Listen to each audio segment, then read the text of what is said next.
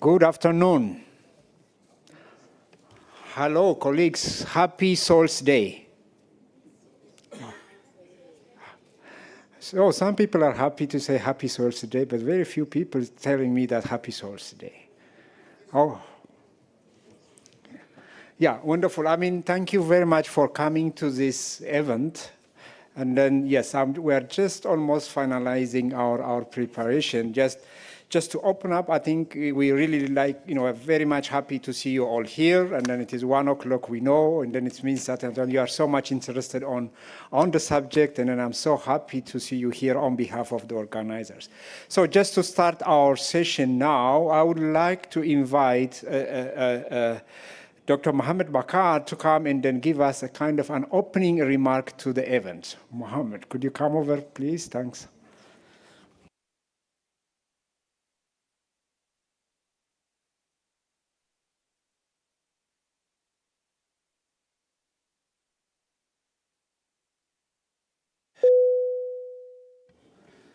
Thank you very much, Dr.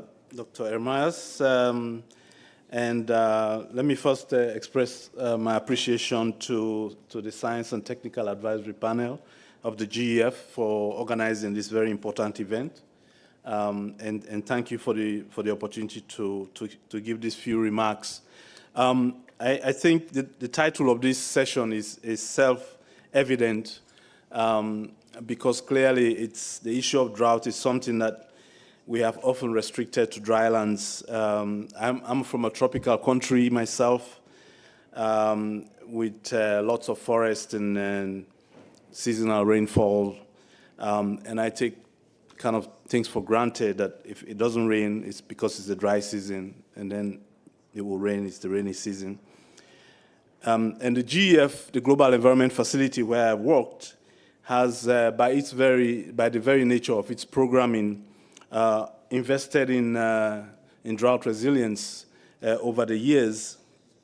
And clearly, countries have embraced our commitment to tackle drought as an environmental challenge in the best way possible. And they've taken their own initiative in designing programs that are responsive to the challenges presented by drought. But as we are beginning to learn, and clearly as evident from this COP, the science is becoming quite clear. Drought is a driving force behind global instability, and the effects, as they are getting more and more exacerbated by climate change, they transcend the inherent realities of drylands to the extent that the planetary system that we depend on for our livelihoods are actually becoming undermined by the effects of drought. And of course, we all know about the Amazon story and what's happening there with such a very critical, globally significant biome that we often interpret as the lungs of the planet. So the issue is now unifying all of the MEAs. It's not just a UNCCD problem anymore. It's an issue of climate change convention and also the biodiversity convention. And these are the conventions that we serve as financial mechanism. So the issue clearly is a critical one. And as we are obviously through the many events at this conference of parties, that we need to move from a more reactive approach that we have taken over the years to a more proactive approach in tackling drought as an environmental problem. And that basically means thinking about innovative technologies, both in terms of resources that are impacted, but also the natural infrastructure that we depend on, to financing, to capacity building and empowering communities to be able to accommodate some of these adaptive tools that will be critical for us to deal with resilience in the face of drought problems. So this event is a very critical one in that respect, because clearly we need to understand the science, we need to understand what the options are, and hopefully develop pathways that will give us the opportunity to engage with recipient countries in a way that they can make this transition from this reactive approach to a more proactive approach as we look forward. So with those few words, I will hand back to Ermias, and I look forward to a very fruitful exchange, and hopefully you will learn more from how the GEF itself engages in this space through the participation of one of my colleagues on the panel. So thank you very much again. Yeah, thank you very much, Mohammed. It's a wonderful scene, and then I think it's so good to hear that, drought is a very interesting global socio-ecological instability is really, the role it plays. And then also, I really like the way you say that we need to take a proactive instead of reactive action against it, because, that drought is really so important. So what I would like to do in this session now is that I would like to really tell who we are, why we organize this event, and then finally we will have also a keynote speech from UNCCD, because UNCCD is also part of this group. And then we will also try to hear also from countries or their experience, and then also we will try to have some more presentations also from the ground, particularly from Argentina, and then also 2 countries from Africa.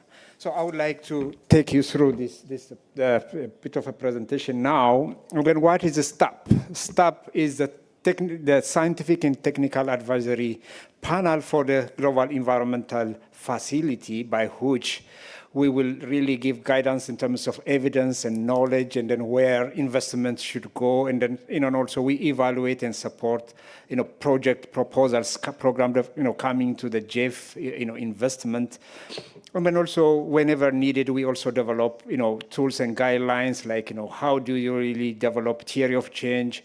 What does it really require to have a transformative, change to happen? So based on the demand, we always tend to really give that kind of knowledge and then evidence support to the Global Environmental Facility. So I am Ermias Betamariam, and then in that role, I am the new focal point for land. And then particularly my role is really supporting the GF in terms of where and then what is the science, and then what is the technology that GF need to consider in their business. Yes, and then the objective of this particular session, it is just to discuss drought as a significant driver affecting the global environment, because I think it is good to define the scope that the major, role of Global Environmental Facility, we have 5 global environmental benefits, and then among which, land is one, water, biodiversity, climate. These are 4 of them. And then we thought that drought is really influencing one way or the other these 4 out of the 5 basic global environmental benefits. So that's what we would like to discuss about what is really, the influence of drought. And we would like to also highlight integrated strategies to mitigate drought impacts, bringing efforts across land, climate, biodiversity, and water. So these are 4 of the basic, as I mentioned, global environmental benefits by which global, GEF is really working on. Yes, and then I think, there is a lot of new things happening because this is a COP, and then I'm so happy to see every day, every side event or any session you get new data, new information, new insight. It's so interesting to see, the global atlas on desertification. It is really giving very interesting information, and then that is really something we can really read. And then I'm so happy to see Richard also in the room. And then I was in their event talking about the economics of droughts, and then it's a lot of, the land, the special report on land, and then considering land as part of the planetary boundary discourse. I think a lot is happening, and then I hope, the keynote speaker from the UNCCD might really touch it. Yes, and then I think the key thing from the atlas that we have seen, and then also from the statistics we have been hearing this week in particular, is that drought is really almost a global agenda, and then there is no geography, there is no economy, there is no nation which is really immune to drought. So it's a very common, problem for all of us, and then that's why we think that really considering and discussing drought in this session would be interesting for all of us. Yes, and then I would like to give a couple, based on, what we have done so far is, we try to know what is the science is talking about in terms of what is the impact of drought on those 4 key global environmental benefits. because it's in one is on land, and then impact on soil and water essential for crop and livestock. I think we have a lot of literature and it's knowledge base on the impact of drought on land, and then it is very clear. The increase in pest pressure, for instance, in the agronomy space is really, then this is just two examples to give you why we need to focus on drought, because one way or the other, by impacting our land and water, it's really impacting our food and feed and fiber that we are really consuming on a daily basis.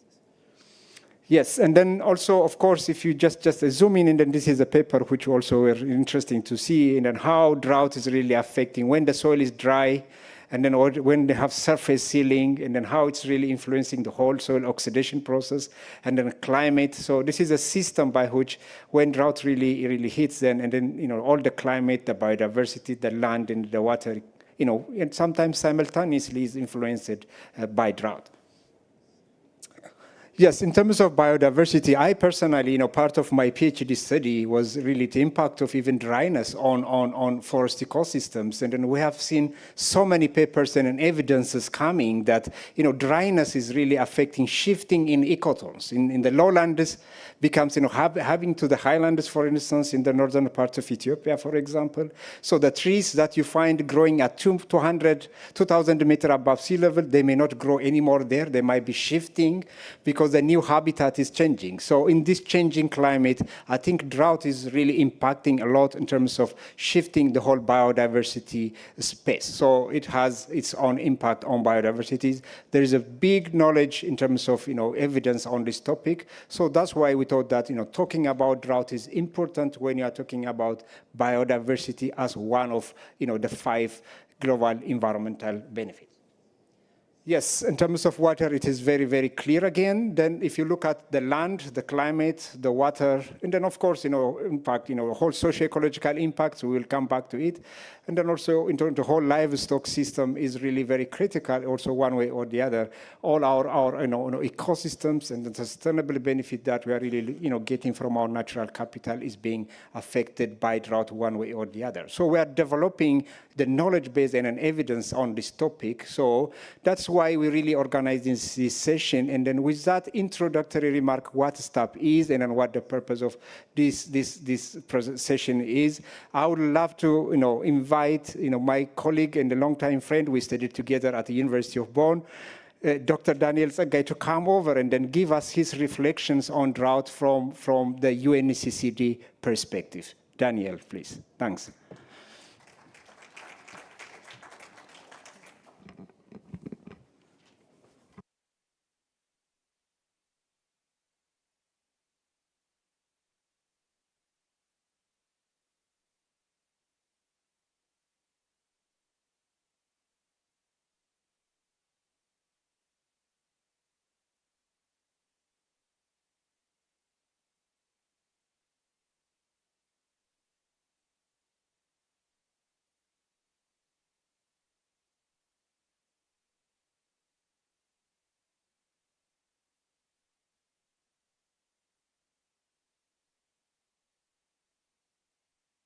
Yes, thank you very much. And thank you, Ermias, for the kind introduction. We are longtime friends, and I'm very, very happy to be here with you today to discuss the issue of drought, which is becoming, I think, a very, very big global agenda with the UNCCD parties.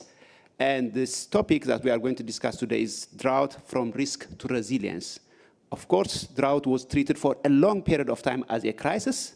Now we know that countries have known that this is not going to go away slowly and probably also shortly. So we know that it is a constant risk, but we need to also look into resilience approach. So I'm just presenting this on behalf of Roger Pulvarti, who could not come to this event today. He's arriving a bit late the next few days. And on behalf of myself, why resilience matters for the global environment. So from the UNCCD approach, we have long been talking with the parties on shifting the paradigm from reactive to proactive approach to drought. What it means is the reactive approach to drought is basically working on drought in drought times. Emergency relief, you react, you assess the impact, you recover, and then you restore. This is where the business ends. So we need to complete the cycle by ensuring the work on drought in non-drought times. So this proactive approach in terms of monitoring and early warning. What is going to happen? And analyzing the risk, communicating the alert to the end beneficiaries of the information, vulnerability assessment, drought risk profiling, who is going to be affected when drought strikes and why, and trying to really look into the mapping and drought risk mitigation measures. No one size fits all. So I think it's very important that countries know what are their options when it comes to drought resilience. And this is the paradigm shift that we have been looking at. And as Ermias mentioned it, even from proactive to prospective approach to drought, long-term investment is needed in order to mitigate drought in a sustainable manner. So looking into the prospective approach to drought.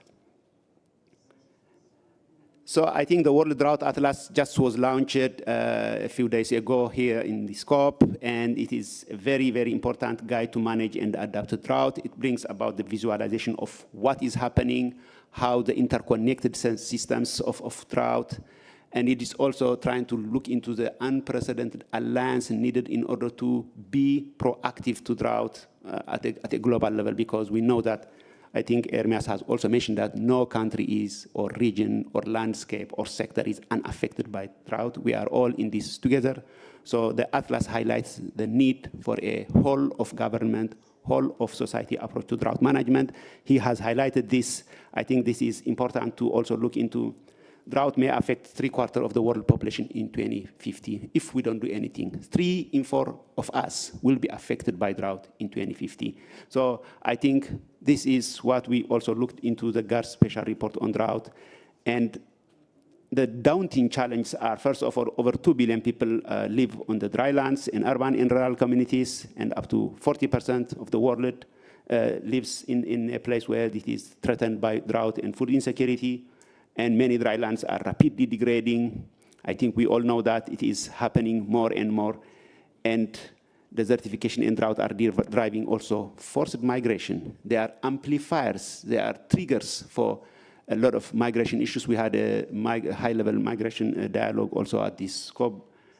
And drought and desertification pose also a serious threat for the food security, but also for water systems, inland navigation, tourism, hydropower, global trade. If you were to look at the World Drought Atlas, you would get to see that it is much more comprehensive than what we know, and much also more diverse than what we can even imagine. Sometimes tourism is even affected in some African countries where they have to auction or sell their wildlife animals because of drought, and that means tourism is dead. So it is very important that we highlight this.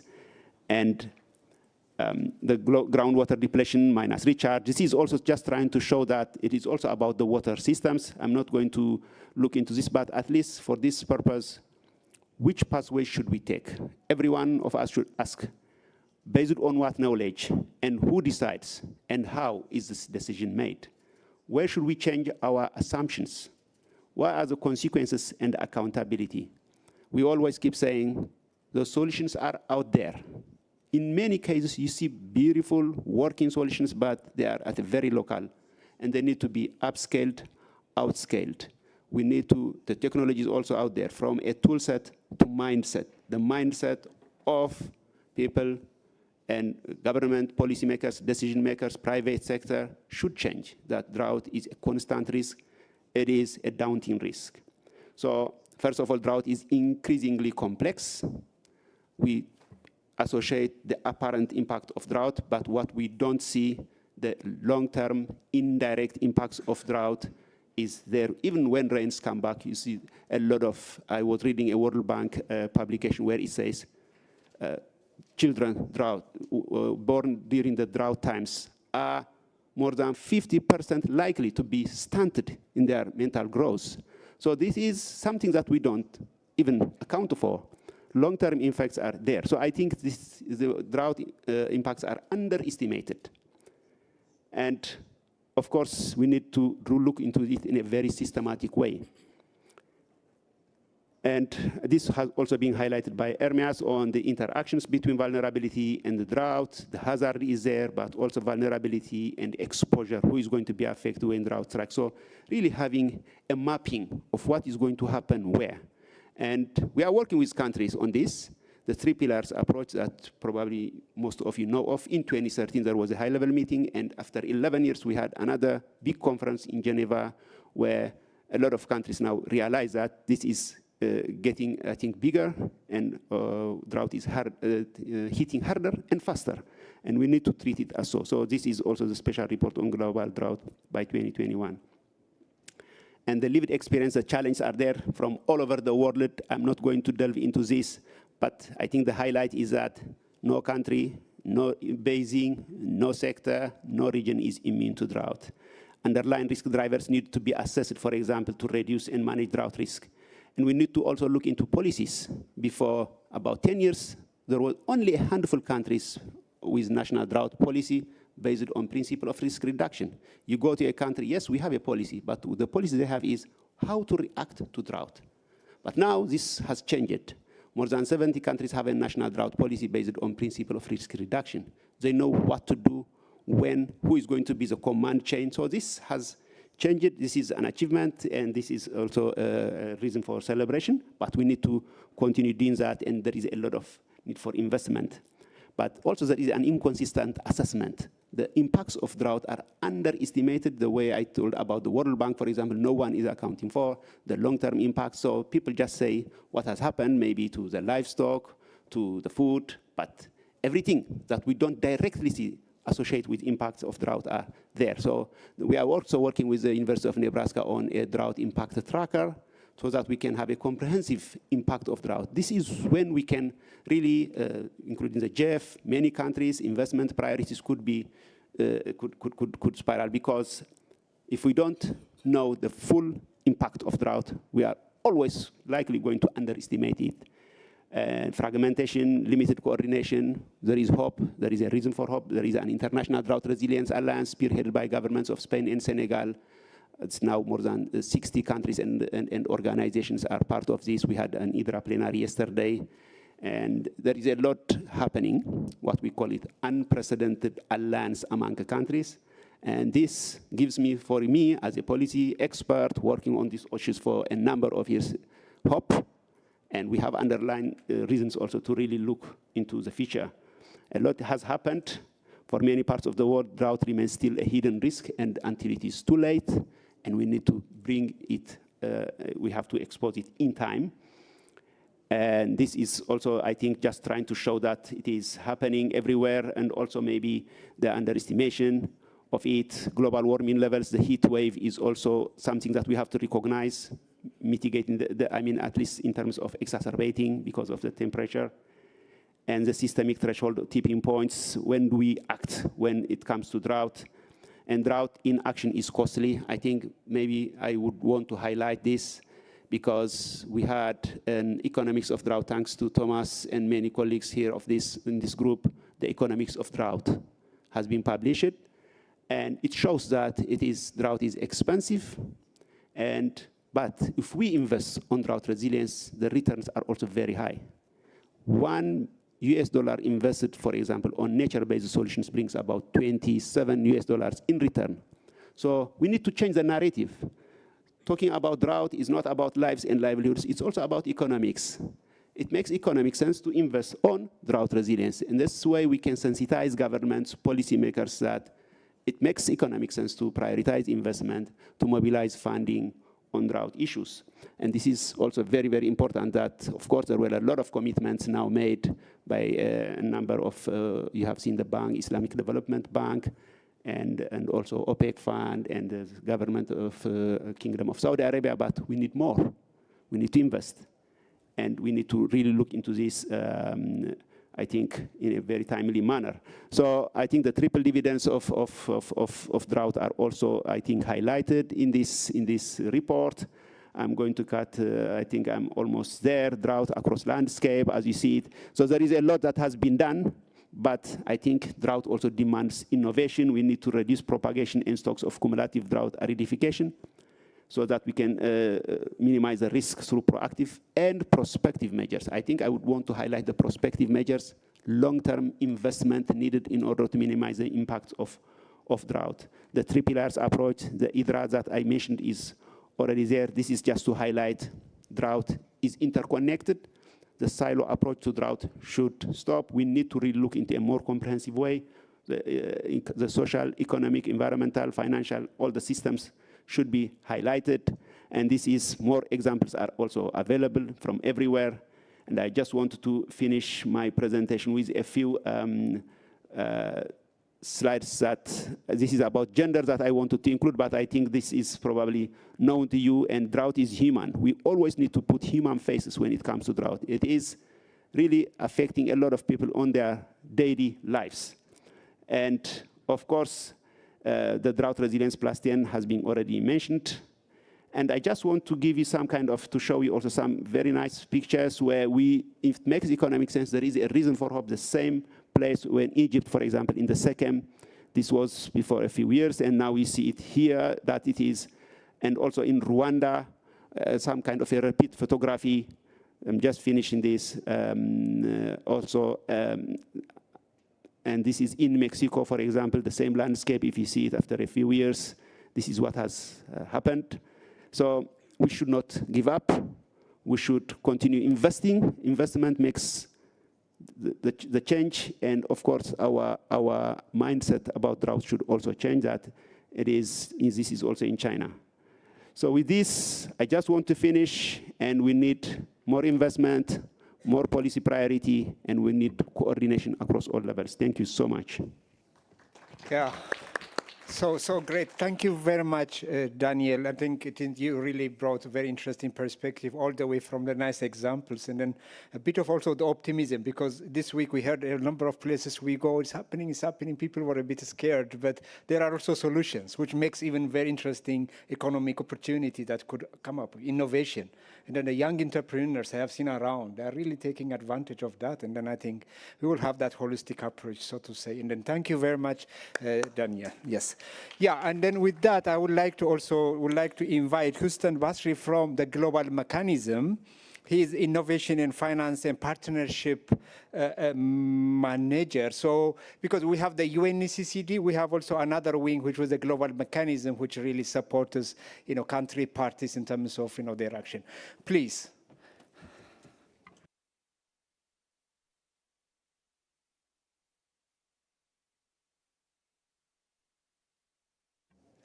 Thank you, Ermias, for that introduction.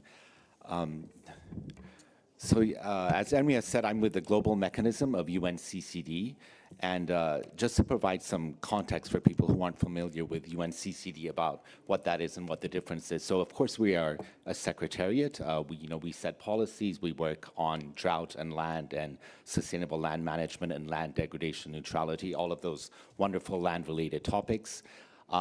We as a convention are unique in that we have a body called the Global Mechanism, where I work. And the role of the Global Mechanism is to mobilize resources for countries to implement the decisions of the convention, of the COP. So it's a resource mobilization unit, but not for us. We're helping countries get the resources that they need to implement the various decisions that come out of our COP, so that will come out of this COP, for example. Now, to turn to what the Global Mechanism is doing with drought. Drought is, of course, one of the key areas that we work on to help countries raise resources for. And of course, drought is it's a huge issue. It transcends boundaries, it transcends borders, it transcends ecosystems. It's very all-encompassing. It's a huge challenge. And according to the WHO, which is one statistic, 55 million people every year are affected by drought. So it's a growing challenge. It's not just a thing of the past, and it's an issue, a challenge that is really getting harder to tackle as time goes by. So to address this, UNCCD, the Global Mechanism, really has a comprehensive approach, working across both the public and private sector to come up with innovative solutions and solutions that bridge boundaries and help us really come up with comprehensive solutions to address the huge challenge that drought presents. On the public sector side, of course, we are working with countries to develop drought plans. We have worked with 70 countries and 2 regions, the regions being Central Asia and Southern Africa, to help governments develop drought plans. And this has been a very productive part of our work. And the next phase of that, of course, will be to then develop actual projects in those regions and in those countries. And we'll be working then with funding partners to mobilize funds for those projects that we help countries develop. And this will be a very important part of our work to help countries address the challenges that they face with drought. But then, of course, the public sector alone isn't enough. We also work very closely with the private sector, and part of our mandate is to come up with private sector solutions or solutions that attract private sector financing to the issue and to help countries, really benefit from the huge amount of resources the private sector has as well to address the challenges that they face. I'll give 2 examples of some of this work, of this sort of innovative private sector work.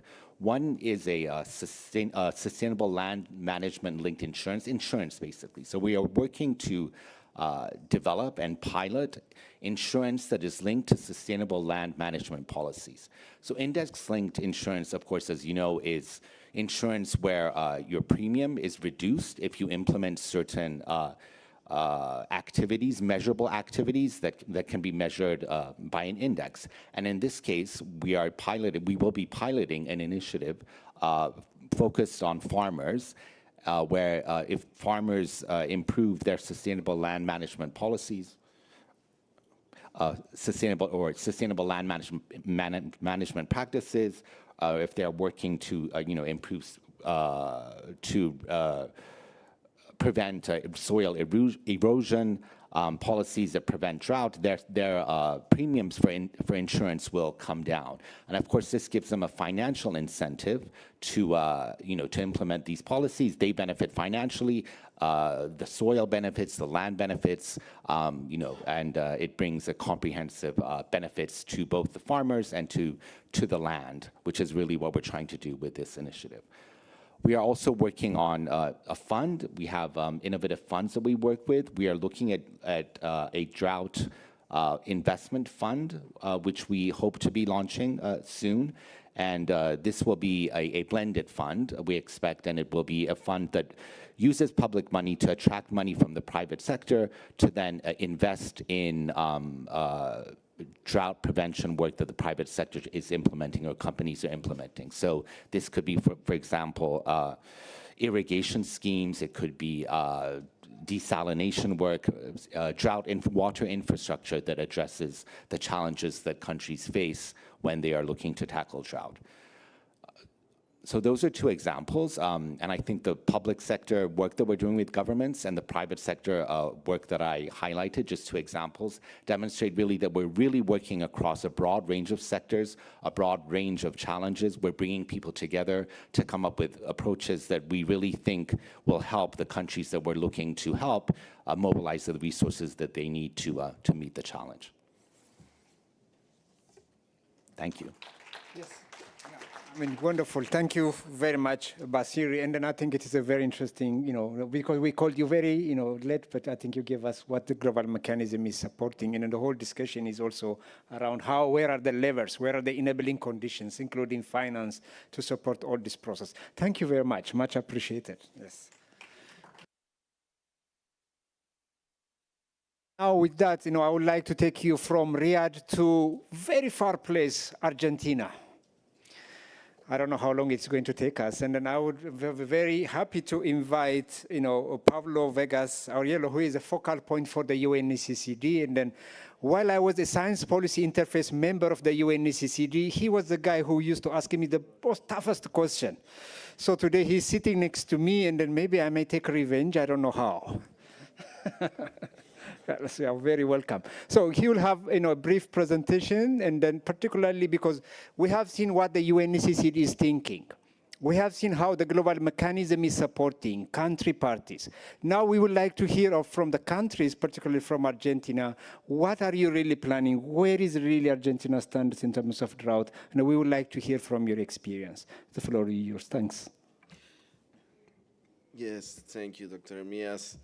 First of all, Thank you, all of you, the GEF and the STAP GEF, to invite and to think in my country, that is far from, but is in the southeast of the Latin America. Argentina is the 8th largest country in the world, and 70% of his territory correspond to arid, semi-arid, and dry subhumid region, making it one of the countries with the largest absolute area of drylands in the world. My country has experienced an historic drought in recent years, with data indicating, for example, that in 2022, the average precipitation was reduced by 45% approx, which is considered the most critical in more than 50 years and affect more than half of the Argentinian territory.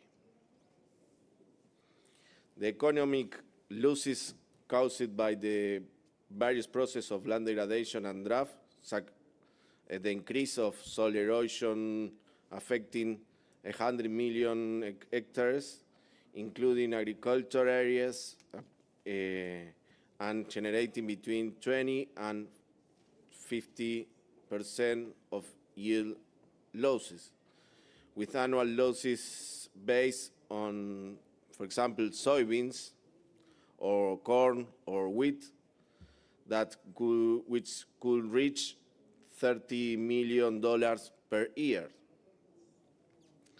That is very important for our economy. But, well, I have to tell you about our work in Argentina. This is a national action program to combat desertification, yes.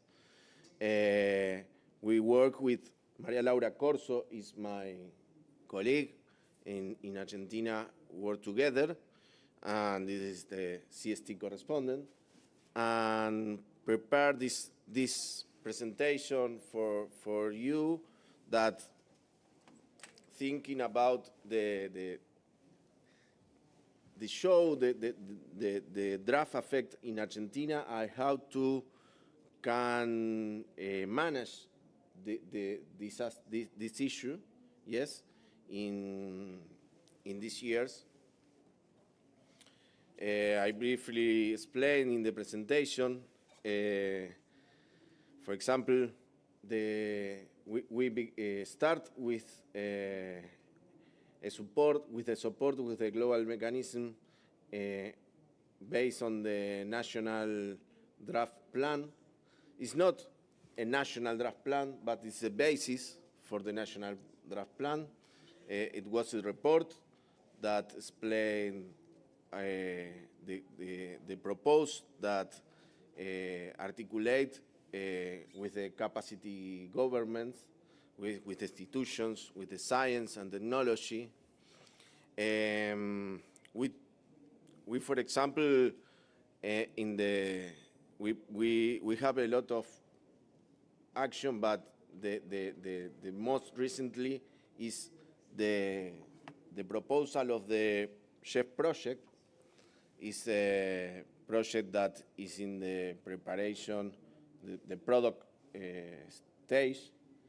It's called in my country for RESNEA.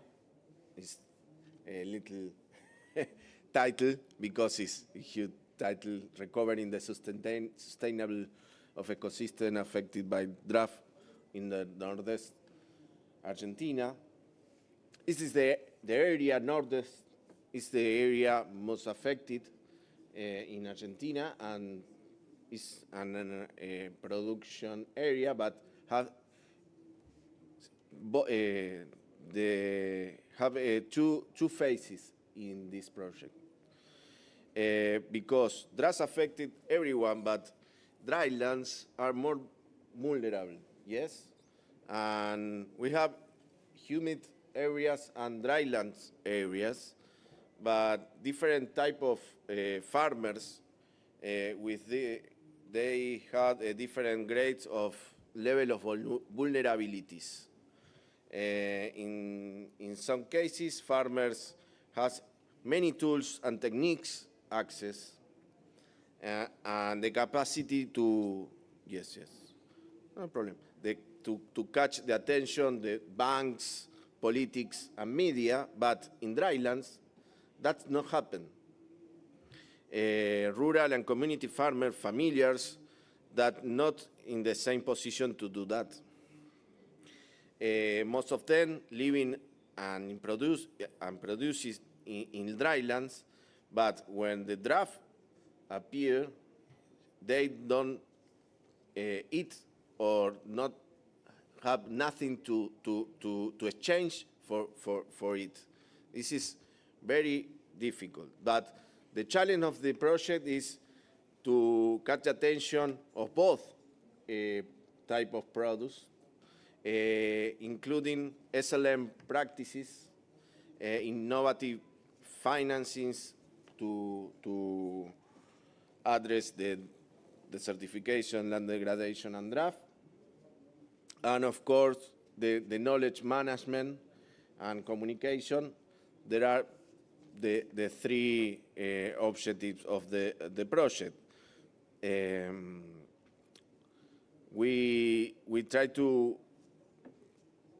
in the 5 years of the project to try to impact with the indicators that 5,000 hectares of degraded drought-affected areas and the restoration, practices to avoid degradation in almost 50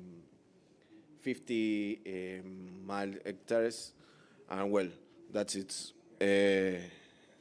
Yes, yeah. And people benefits for 1,000 people, and it's in my presentation. Yeah, thank you very much for sharing your experience from Argentina. Wonderful, thanks. And then, I mean, I took so good to hear that not all ecosystems are equally vulnerable for drought. When you are dry land and then you have, another effect, the interaction effect of being dry and then coming drought again would really amplify the impact of drought on the dry lands. I think that's interesting to hear from Argentina. Now from Argentina, I would like to bring you back to a little bit to the North Africa, and then from Mauritania, I'm really a pleasure to invite Mohammed to really tell us how does it look like in Mauritania. So please come over here and then share your thoughts and then experiences from Mauritania.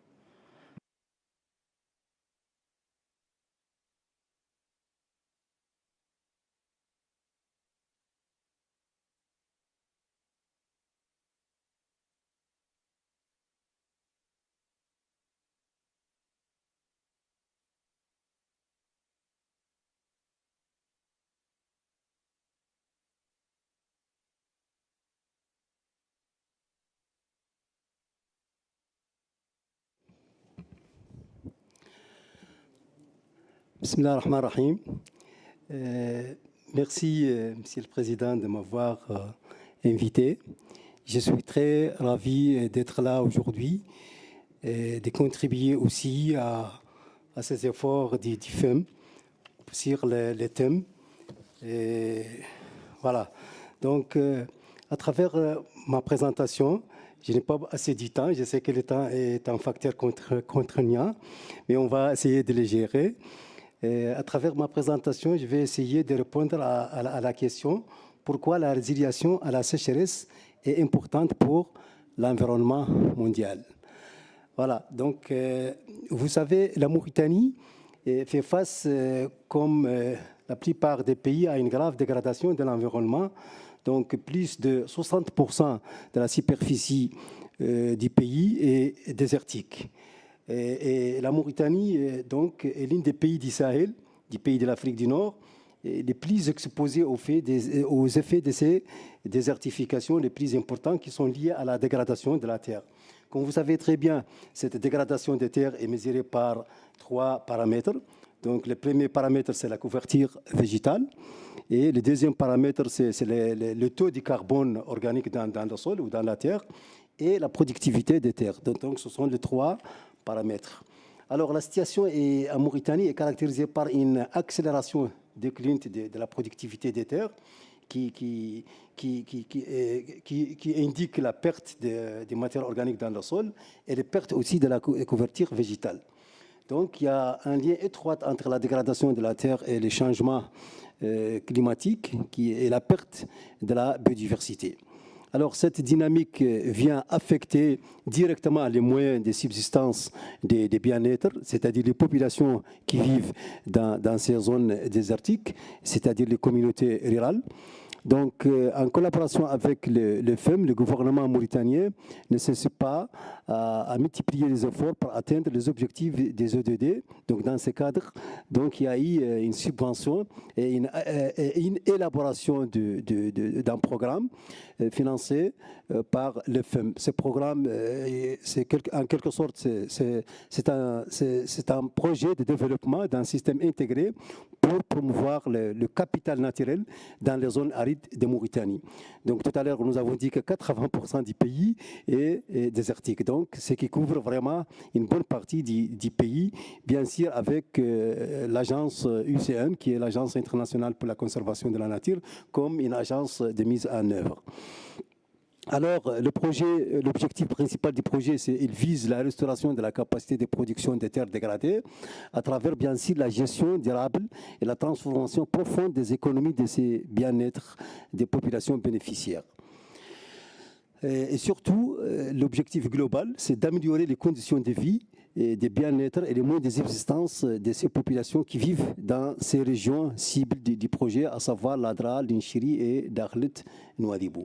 Et en se basant sur ces quatre composantes, la première composante qui est le renforcement des capacités et la gouvernance, la deuxième c'est la restauration, c'est-à-dire la deuxième composante qui est la composante principale du projet, c'est la restauration des terres et des écosystèmes de ces zones désertiques. Et la troisième composante, c'est le financement et l'intensification de la gestion durable des terres. Et enfin, une quatrième composante qui concerne la gestion des connaissances et bien sûr le suivi et évaluation.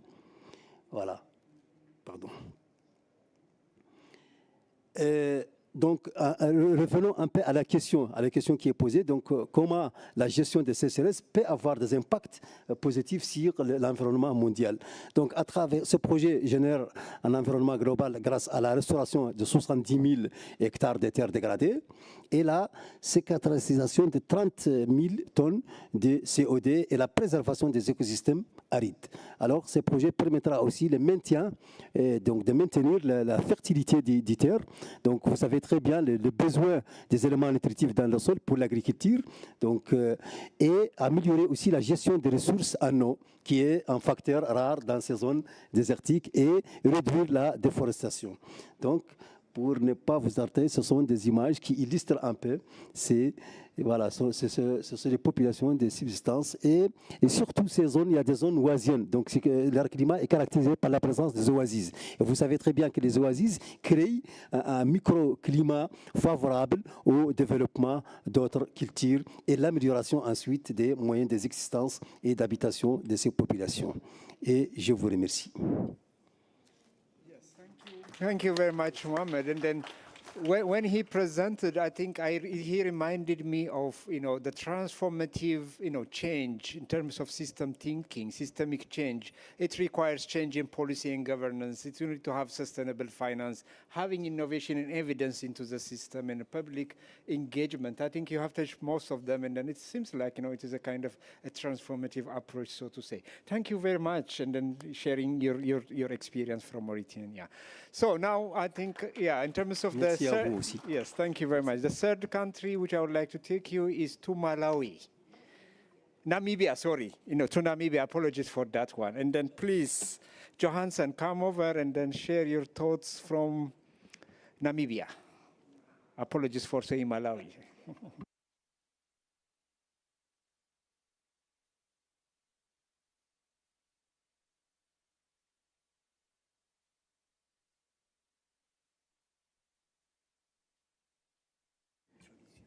Yeah, thank you very much, Program Director, and I'm actually from Namibia, as you said. Johnson Dogosho is my name. I was asked to share with you some of the lessons that the Namibian project on the northern parts of Namibia, which is targeting the Mopane Muyombo forest, is doing, and how is it related to, or how is it managing drought through what we call integrated landscape management approach. As you may know, that Namibia is obviously one of the driest countries in sub-Saharan Africa, and is affected very badly by drought. And we have this GEF 7 project that is looking at sustainable land management, and we are using an integrated landscape approach. And some of the lessons that we have learned there is that we've been doing things in silos between foresters and people working in agriculture. But this project is trying to integrate everything, bringing it together community, and plan together and make decisions on what activities, on-ground activities that need to happen insofar as sustainable farming, water-saving systems, and drought-resistance crop is concerned. And of course, we foster inclusive governance, and that help us to work together to tackle the problem more inclusively and more comprehensively. The second lesson is that the project has actually been promoting practices such as conservation agriculture, agroforestry, and then the use of drought-tolerant crops, and thereby promoting also crop diversification with native underutilized crop species. The other one that we've been looking into is that of sustainable resource management, and the action there is that we've been looking at water resources, rainwater harvesting mechanism, small-scale water-saving irrigation system, and then we've been also implementing some activities that are based on indigenous knowledge by communities, how they've been adapting to drought situation in the past.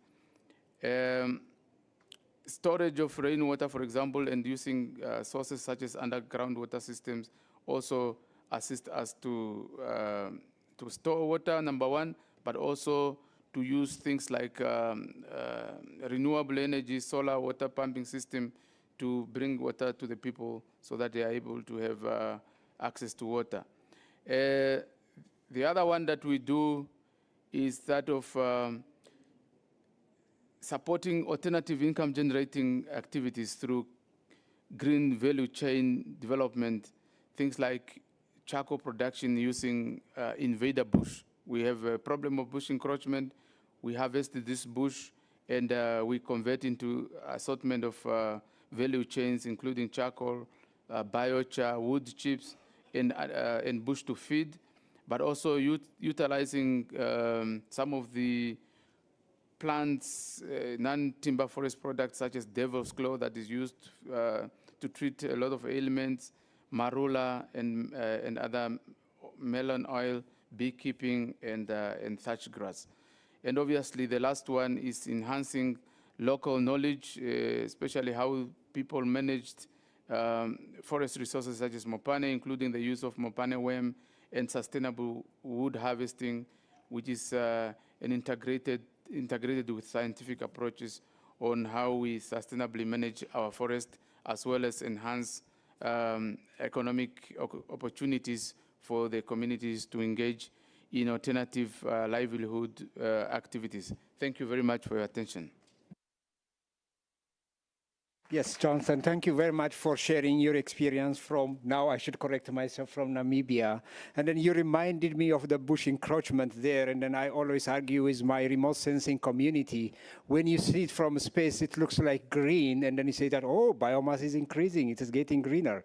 But it is oftentimes, this is called a false positive, because it's a degradation when you go on the ground, because that is the wrong trees or wrong things are happening at the wrong place. And then time, of course. So that's why it's interesting interesting to really turn that into opportunity of charcoal value chain. It's very interesting experience to hear from Namibia. So with that, I would like to also, would like to invite Michael to come over here, and then would like you to, particularly when you talk about drought, it is like the UNCCD who is pushing it, but oftentimes it would be also interesting to consider how about the other Rio conventions? How is biodiversity, look at it in terms of, drought, and then how is the climate community also look at drought? So he would like to share his thoughts, how drought could be a cross-cutting, kind of thematic topic across the 3 Rio conventions and beyond. Mike, please. Thanks. Yeah, thank you. I have not prepared a presentation. I hope I get it right. My name is Michael Brunter from the German Development Institute, German Institute of Development and Sustainability. I have been the co-chair of the Intergovernmental Working Group on Drought. I think that is why I'm sitting here. We have already heard that there are, of course, overlaps between UNCCD's agenda and other Rio conventions. For UNCCD, drought resilience is a key, and it is regardless of the cause of drought. It mustn't be by climate change, no? And that is an important difference to UNFCCC, where drought is one of the impacts of climate change. It is an issue of adaptation, a very important issue in loss and damage negotiations. And we have also heard there are repercussions from drought on some mitigation issues, like, for example, the fissure of soils, which release more carbon dioxide than in the air. And for the CBC, drought is an important issue about the resilience of ecosystems. With drought, some ecosystems nowadays, in particular with climate change, are at threat of being completely reversed, completely destroyed. We have an increase in aridity, so in long-term lack of water, and of increased droughts, and both are challenges for any kind of biome. And for land, we have also heard there is, I skipped the land issue. I just want to mention here that there are these overlaps in mandate can have serious, also negative repercussions. We should not also only talk about synergies, which are there and which should there. But drought, for example, can exacerbate some wrong or not fully thought through adaptation measures for climate change, such as reforestation when there should be no forests, and these deplete the water tables and increase drought in the long terms. We all remember, I think, the boom of bioenergy, which was a very hyped way of climate change mitigation. So, and we have all seen that bioenergy can be a solution, but very often it has been a threat to biodiversity, and particularly to local livelihoods.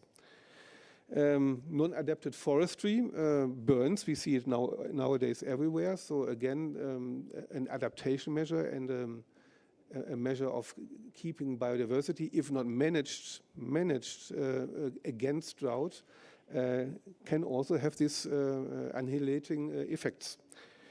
And forced land set-asides, and that is something which I see quite skeptical when I think about the CBD 30x30 agenda. They can, of course, they must not, but they can threaten disappropriation of user rights and of livelihoods if they are not coming with appropriate compensation. So we see there are a lot of examples of overlaps and of potential negative repercussions if these overlaps are not thoroughly taken into account. What can be done against it? I have 3 levels of interventions, of ways to better maybe than in the past harmonize these 3 conventions.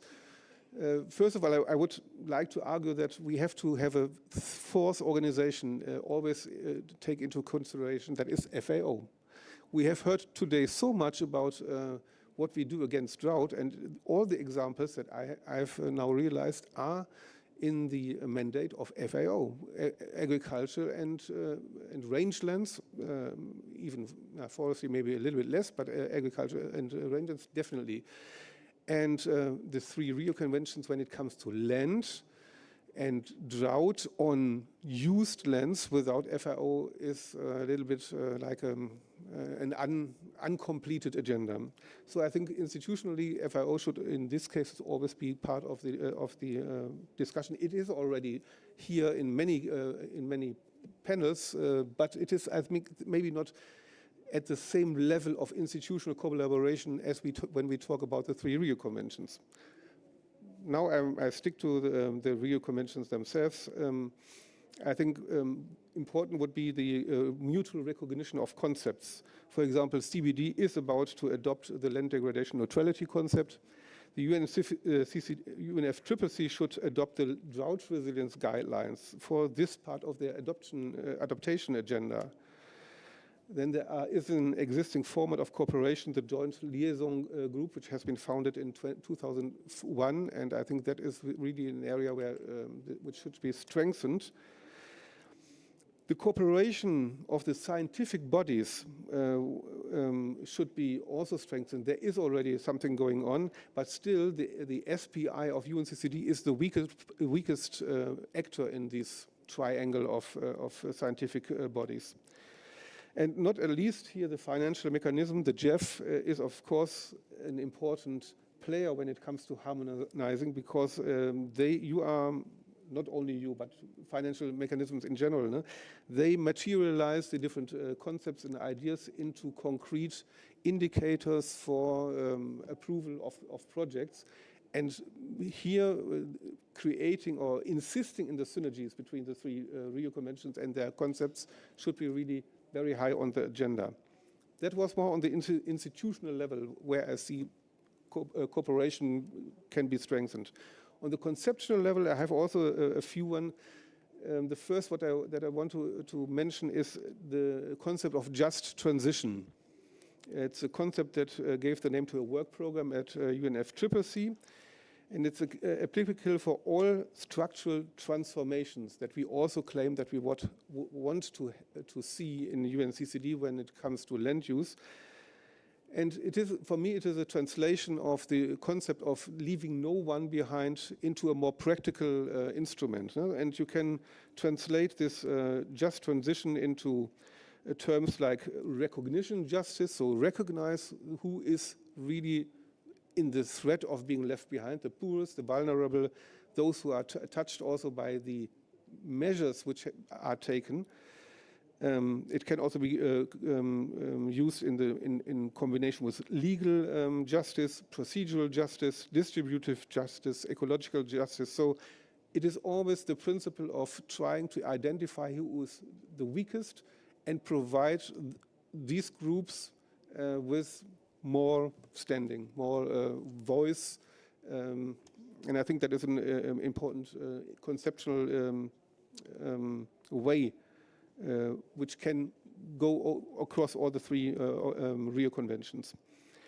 And I think a good example is within the UNCCD of implementing this principle is the agenda of how do you call this, the acceptance or the acknowledgement of tenure rights on land, because it's exactly there to protect the weakest against misappropriation or disappropriation of their lands and of user rights on these lands. So UNCCD, and that is in my opinion also the beauty which UNCCD can really bring into strengthen in the 3 Rio Conventions. It is more about people than the other conventions. It is about development at the same time as of protection and use of the resources. Here UNCCD has really something to offer to the others. Water may also be such a thing, but water is not. The lack of water, the drought, is an issue in UNCCD, but not the water itself. There are also some systemic approaches which can be used as synergizing. For example, we have heard about sustainable land use systems. I like that very much because it's also very comprehensive and automatically includes the issues of other conventions or of all Rio conventions. Integrated water resource management, watershed development, nature-based solutions. These are concepts which are more or less bringing automatically a kind of synergy into, and it would be, as I said, be good if there is a mutual recognition of these concepts. The most important way of bringing the conventions together is, for me, at the national and local level. That is indispensable.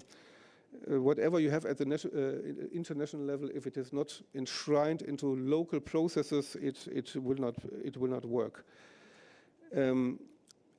Something which in our IWG was very often mentioned, that, for example, the three focal areas, the focal points in the countries very often do not collaborate. So how can you expect that there is synergy between when there is no joint planning? So that should be a principle. The focal points have to collaborate. And of course, then also the constituencies which are behind these focal points will also collaborate, or should collaborate. And they must be, again, guided by this transitional justice principle, should be joint stakeholder engagements. And one last word, have to be brief, I know, is as long as you do not have farmers here in the UNCCD and also in the other, whenever it comes to land, and you do not have the big farmer organizations on the table, you know that you are not right, that you do something wrong, or that you are not relevant enough for them to be here. And that is, again, brings me back to this issue. FAO, the agriculture constituencies, must be part of these discussions. If not, you are talking to only a part, and maybe not the most relevant part of the audience. Thank you. Thank you so much, Mike. I think you gave us your honest and genuine opinion. You know, when you say science policy interface of the UNCCD need to be strengthened, that's interesting feedback, so to say. You know, coming from the CGIAR myself, that's why even the whole research in the whole agroforestry, for example, that we are trying to really bring our knowledge and expertise to the UNCCD, and that was one reason that motivated me to join the science policy interface and serve with the UNCCD for 4 years. And then I finished my term, I'm kicked out, and then maybe we'll still come back to some extent. So wonderful. And then I like also your comment on integration could happen mainly at a national and a local level. Is really very practical, because oftentimes we say that it's good to have the Rio Conventions to come together, and then there is an ambition even to have all the Rio Conventions once in 3 years together. So it might be a bit complicated, but I think it is really happening on the landscapes, and the people who are doing at a national and local level could be an entry point. And then I'm so happy that you pointed out that. And then we read your interesting paper for the audience. And then I think the independent working group on drought, they have a lot of interesting recommendations they came up with, and then we really enjoy reading them, and we will keep working on that. So thanks for that. And then I think the last presentation will come from Jeff, and then Ulrich Appel, he will come here, and then what does all this mean for global environmental facility? Jeff.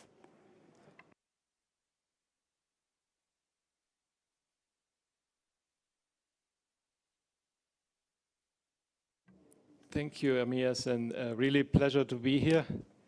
And I know it's a lot of information that you're getting, but I really like the flow of the event, because we heard about the rationale of why it is important to invest, the challenges, the economics or the business case for investing in drought. We had the country examples, discussed the synergies, and now I wanted to bring this all together with the global picture. For people that are not so familiar with the GEF, this, in a nutshell, the GEF is a family of funds, and we are serving 6 multilateral conventions as financial mechanism, and one of the conventions is the UNCCD. So we are a financial mechanism of the UNCCD together with the global mechanism. So the convention has 2 financial mechanisms. And the GEF is one of the financial mechanisms, and we, through our land degradation focal area, we are addressing the DLDD issues, the desertification, land degradation, and drought.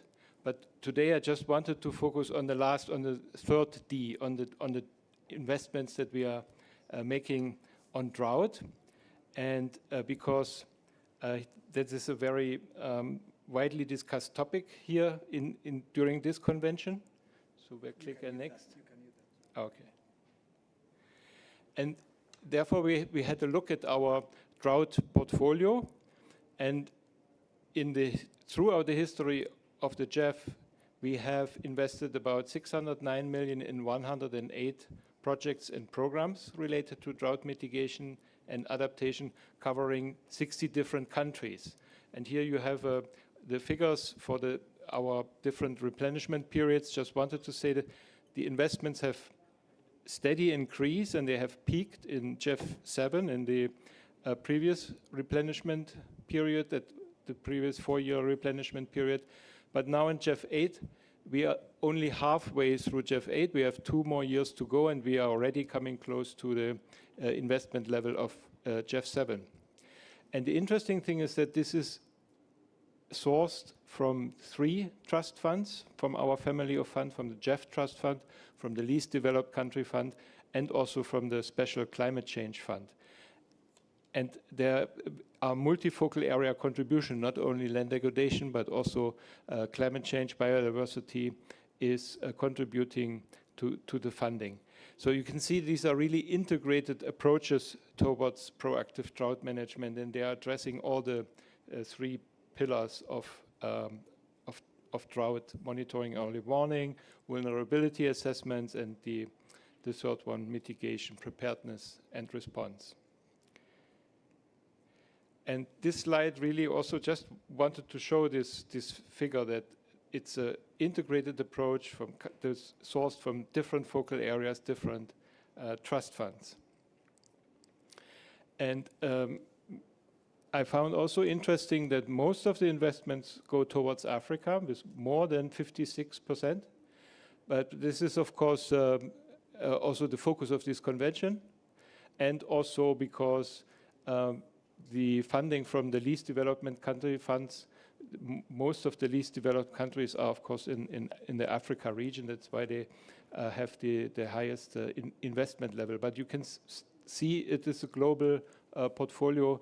Also, the other GEF regions have a significant amount of funding.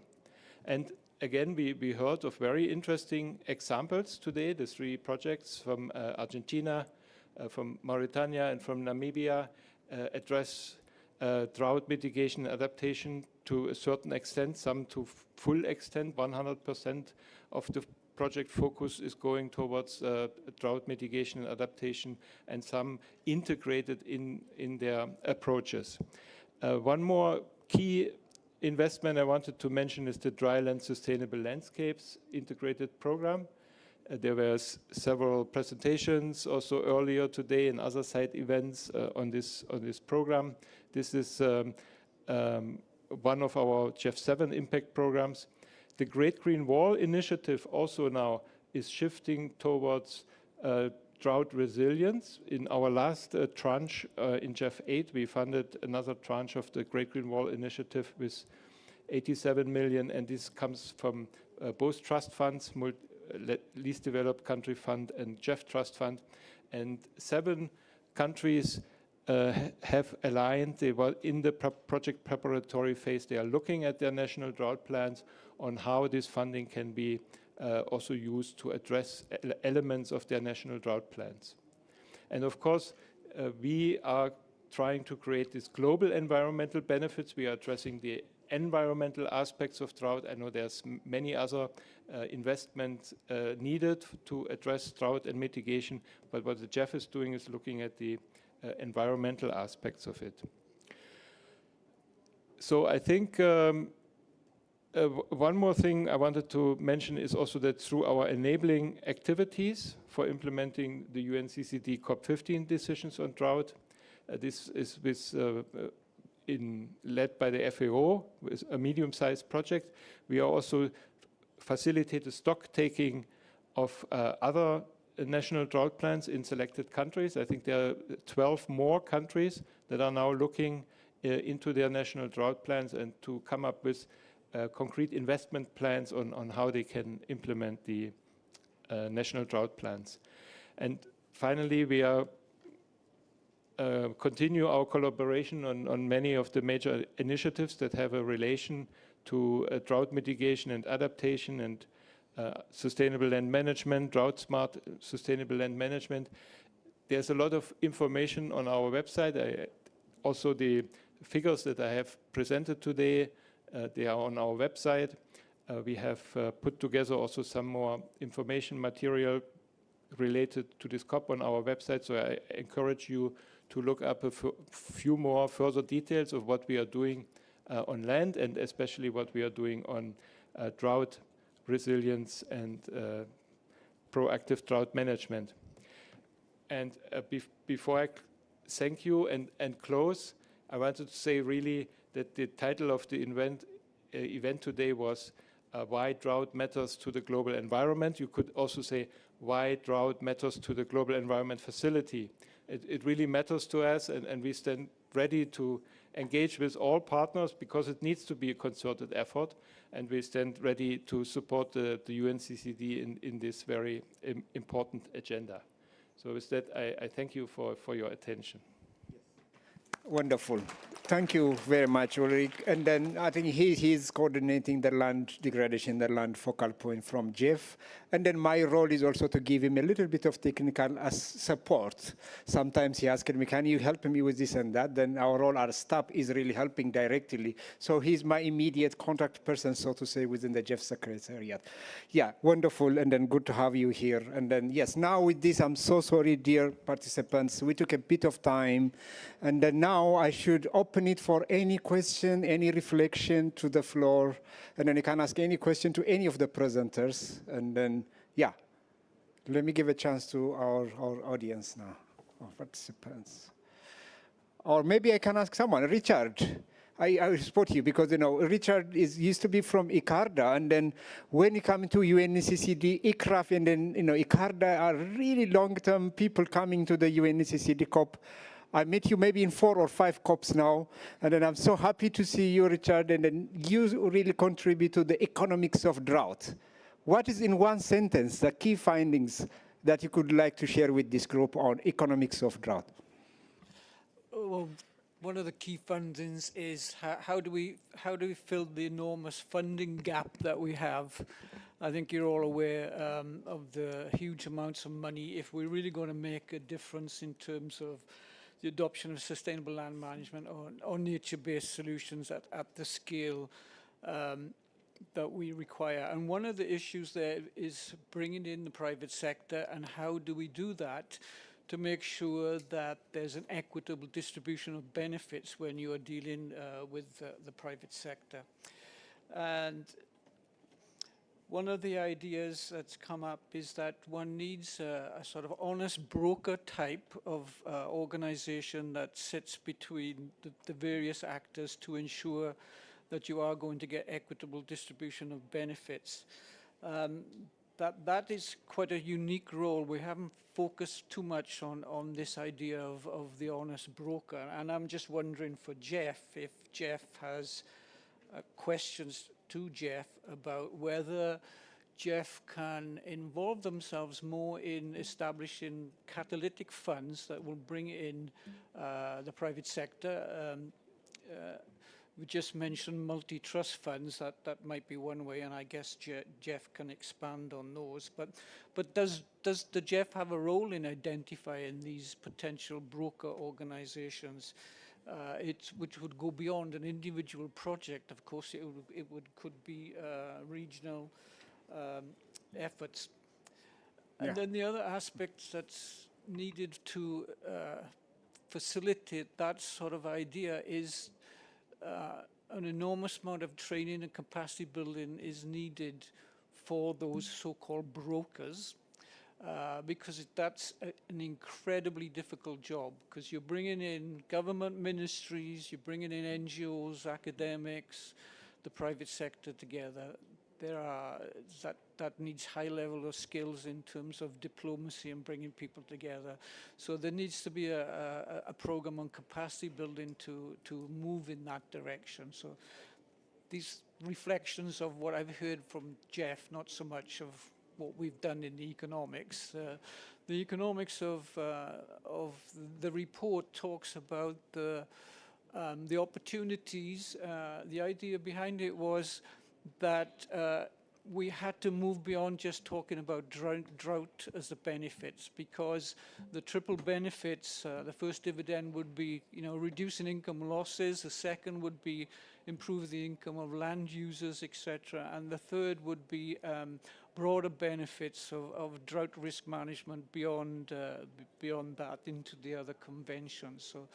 So that's an important aspect of. We've elaborated quite a bit in the report on what are the barriers to get in the private sector invested and how we might overcome those barriers. But these are just my reflections of what Yeah, I've heard today. thank you. And then I think I encourage also people to read that one. Is freshly coming out, and then we will read and then give you even some comments and what you think about it. So for Jeff, Ulrich or Mohammed, you would like to really react on honest knowledge or honor brokering in this system, or would you like to comment on that, Mohammed or Ulrich? Okay.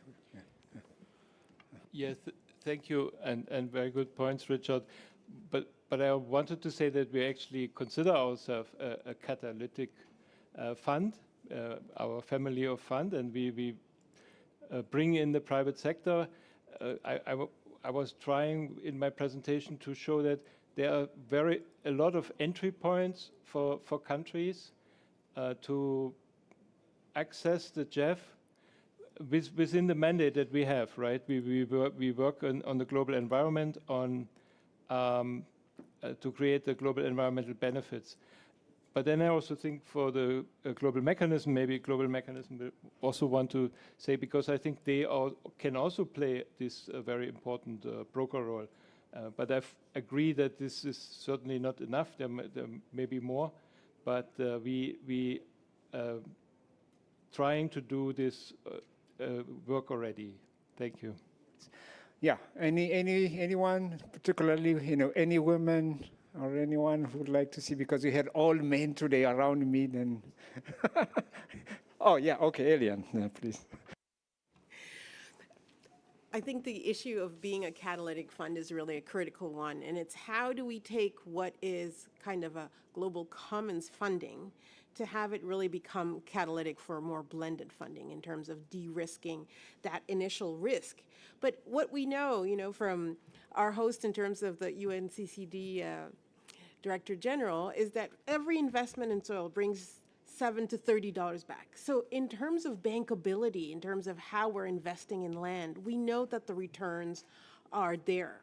However, how we create the pipeline for the patient capital needed to really have that process be de-risked and ensure that we're identifying the patient capital that is needed to allow the catalytic GEF funding to be able to, multiply 10x or more and be patient is the critical part. So how do we ensure we accompany private sector through the time that is needed to really see the investment returns happen?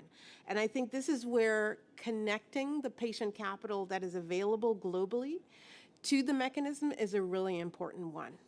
And again, how we do that and prioritize how marginalized populations, youth, women, indigenous populations are centered is really critical in terms of how we accelerate the stewardship, so that as we have an investment in capital, we're also increasing the social capital that itself can bring about more returns. So it's that interconnectedness that I think we really need to focus on and identify where do we see that positive deviance happening and develop best practices that then can be scaled to really accelerate the process. But we know the bankability and the return on investment is there.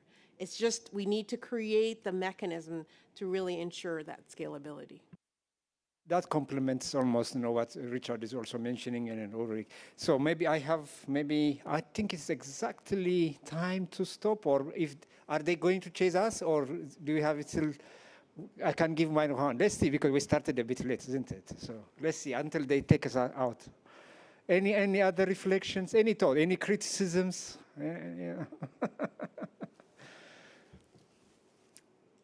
This side is very quiet. I don't know. Yeah, okay. Then if there is no other question, then I think I would like to ask you really to join me to thank all the presenters. Thank you very much, rich information. And then the project is ending here. Thank you very much. Yes.